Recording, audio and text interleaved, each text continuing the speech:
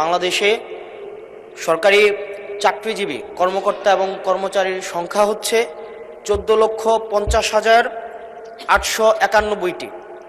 এই 14,50,891টি পরিবারের সর্বশেষ বেতন বৃদ্ধি হয়েছে 2015 সালে, আর বর্তমান হচ্ছে 2026 সাল।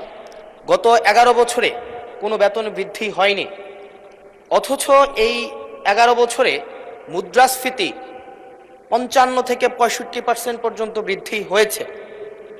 মাননীয় মন্ত্রী মহোদয়ের কাছে প্রশ্ন, এই 14,50,891টি যে পরিবার রয়েছে, প্রথম শ্রেণী থেকে চতুর্থ শ্রেণী কর্মকর্তা এবং কর্মচারীদের সরকারি তাদের বেতন বৃদ্ধির জন্য, যদি এটি আপনার মন্ত্রণালয়ের না, আপনারা অর্থ মন্ত্রণালয়ে তাদের বেতন বৃদ্ধির জন্য কোনো প্রস্তাব পাঠাবেন কিনা, এবং এই নিয়ে বর্তমানে আপনাদের প্রণীত যে নীতিটি রয়েছে সেটি আমরা জানতে চাচ্ছি।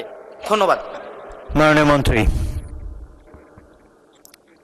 মাননীয় স্পিকার, ইতিমধ্যেই পে কমিশন গঠিত হয়েছে আমরা জানি।